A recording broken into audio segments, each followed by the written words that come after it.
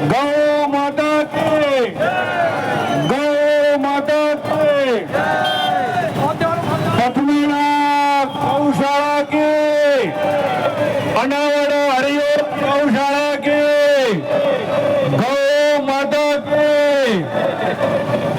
आपने आमंत्रण આપવા માટે ગૌ ભક્તો આવ્યા છે। પહેલી તારીખથી 7મી તારીખ રમેશભાઈ ઓઝાની ગૌ ભાગવત કથા થવાની છે। બ્રહ્મચારી મુકુંદ પ્રકાશ। ગૌમાતા એ સનાતન ધર્મનો પ્રાણ છે અને ગૌમાતા કોઈ એક અંગ નથી, ગૌ સંસ્કૃતિ છે જે આપણા ભારત વર્ષમાં યુગો યુગોથી સતયુગ, ત્રેતા, દ્વાપર યુગથી અને કલિયુગમાં પણ સંપૂર્ણ જે આપણી સંસ્કૃતિ હતી એ ગૌ આધારિત જ હતી। પરંતુ છેલ્લા 100 વર્ષોને જ આપણે લઈ લઈએ કે 100 વર્ષોમાં ગૌ સંસ્કૃતિ નષ્ટ થઈ અને ગાયને આપણા ઋષિઓએ એક વૈજ્ઞાનિકતાના આધાર પર સ્થાપિત કરેલી છે। ગાય સંપૂર્ણ અષ્ટધા પ્રકૃતિનું પોષણ કરે છે। આપણા જે પૃથ્વી, જલ, અગ્નિ, વાયુ, આકાશ એનું સંપૂર્ણ પોષણ ગાય દ્વારા થાય છે અને મન, બુદ્ધિ, અહંકારનું પણ સંતુલન અથવા એનું પોષણ ગાય દ્વારા જ થાય છે। વેદ લક્ષણા ભારતીય ગૌમાતા। ગાયના દ્વારા નિત્ય 24 કલાક એ ઓક્સિજન ઉચ્છ્વાસમાં બહાર નીકાળે છે, કાર્બન ડાયોક્સાઇડ ક્યારેય નથી નીકાળતી, એટલે ગાય જ્યાં રહે છે ત્યાં વિશુદ્ધ વાતાવરણ હોય છે। ગાયના ઘૃત દ્વારા જ્યારે યજ્ઞ કરવામાં આવે છે તો એનાથી પણ વાતાવરણની શુદ્ધિ થાય છે અને સૌથી મુખ્ય કે ગાયના જે ગોબર ગૌમૂત્ર છે એ ગો આધારિત ખેતી જ આપણા ભારત વર્ષમાં થતી અને આખો આપણો ભારત વર્ષ સ્વસ્થ હતો।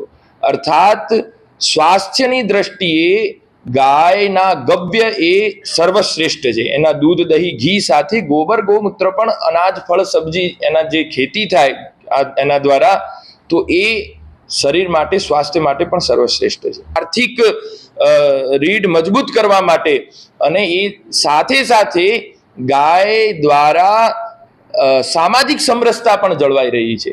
ગૌશાળાઓમાં ગાયોની સેવા કરવાવાળા દરેક જાતિના હોય છે, કોઈ ત્યાં જાતિભેદ હોતો નથી। આ પ્રમાણે ગાય એ સનાતન ધર્મનો પ્રાણ છે, ભારત વર્ષની આર્થિક સંપદા છે ગાય અને સ્વાસ્થ્યની દ્રષ્ટિએ સર્વશ્રેષ્ઠ ગાય છે। શોભાયાત્રાની અંદર એવું છે કે 29 નવેમ્બરે શોભાયાત્રા છે। બપોરે લગભગ અમે અભિજીત મુહૂર્તની અંદર ગણતરી છે પણ શોર્ટમાં 11 વાગ્યાથી લોકો આવવાનું ચાલુ થશે।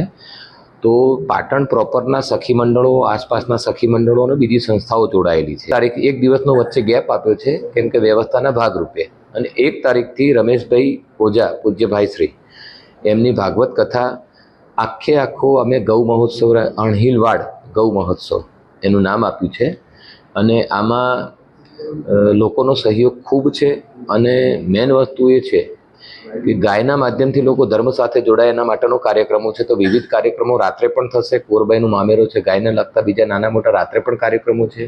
સવારે રમેશભાઈ ઓઝાની કથા 9 વાગે ચાલુ થશે, 1 થી 1:30 વાગે પૂર્ણાહુતિ રહેશે। 7 દિવસનો કાર્યક્રમ છે અને ખૂબ ઉત્સાહ છે લોકોનો અને અમે કરીએ છીએ।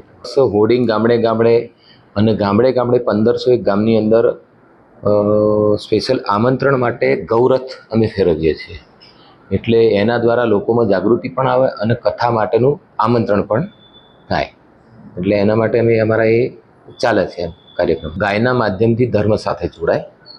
ગૌ હોસ્પિટલ ચલાવીએ છીએ અત્યારે, 3 એમ્બ્યુલન્સ છે અને 200 કિલોમીટરના એરિયામાંથી લગભગ અમે રાત્રે 2 વાગે, વરસતો વરસાદ હોય, ઠંડી હોય તો ક્યારેય કોનો ફોન આવ્યો છે એ પણ જોયા વગર અમે એની સુવિધા આપીએ છીએ। ઘાયલ, બીમાર, અશક્ત ગૌધન કોઈ પણ હોય તો એને અમે 200 કિલોમીટરના એરિયામાંથી લગભગ અમે લઈ આવીએ છીએ અને ત્યાં આગળ સારવાર આપીએ છીએ।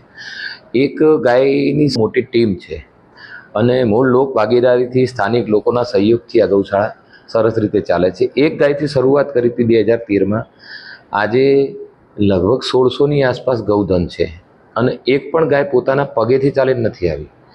નંદીની સંખ્યા વધારે છે। કદાચ મારું એવું માનવું છે કે ભારતની અંદર આ પ્રથમ ગાય એવી હશે ગૌશાળા કે જ્યાં 2 ટાઈમ બહારથી દૂધ આવે છે। એટલે અમારો મુખ્ય ઉદ્દેશ એ છે કે ગાયના માધ્યમથી લોકો ધર્મ સાથે જોડાય અને ધર્મ જાગરણ ખાસ કરીને ધર્મ જાગરણથી જ રાષ્ટ્ર ઉત્થાન થશે. તો પર્યાવરણના પણ વિષયો સાથે સાથે આવરી લીધેલા છે, પણ વિશેષ કરીને ગાય પ્રત્યેની લોકોની એક જાગૃતિ આવે અને સમાજની અંદર એક ચોક્કસ જીવદયા માટેનો પણ મેસેજ જાય એવા અમારા પ્રયાસો છે.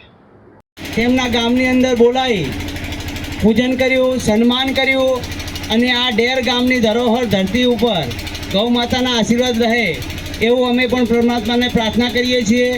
આપ સૌ ગામના વડીલો, આગેવાનો, ભાઈઓ, બહેનો, ભાવિ ભક્તો, તમામ ડેરની ધાર્મિક જાહેર જનતાને હરિઓમ ગૌશાળા વતી ખૂબ ખૂબ અભિનંદન.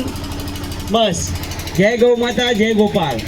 આપણે હરિઓમ ગૌશાળા 13/5/2013ના રોજ આપણે અનાવાડા ખાતે ગૌ માતાનું એક નાના પાયે શરૂઆત કરેલી અને એ ગૌ માતાનું આજે બહુ મોટું હરિઓમ ગૌશાળા ગૌ હોસ્પિટલનું બહુ મોટું વટવૃક્ષ બની ગયું છે અને એની અંદર આજે 1500થી પણ વધારે ગૌ માતા આપણે રાખીએ છીએ. અને એ પણ કેવી ડોલી, લંગડી, બીમાર, અકસ્માત, કેન્સરવાળી, કમળીવાળી અને જે તે લોકોના સમજો કે ફોન આવે હાઈવે પર 200 કિલોમીટરથી પણ વધારે આપણે આપણું એમ્બ્યુલન્સ હરિઓમ ગૌશાળા સ્વખર્ચે લેવા જાય છે અને એના એ ગતિએ ધીરે ધીરે ધીરે કરતાં આજે આપણે 1500થી પણ વધારે ગૌ માતા આપણા હરિઓમ ગૌશાળામાં છે અને તમામ ભક્તોનો ખૂબ મોટો સાથ અને સહકાર રહેલો છે. તો એના માધ્યમથી આજે આપણે એક ભાગવત કથા કરવા જઈ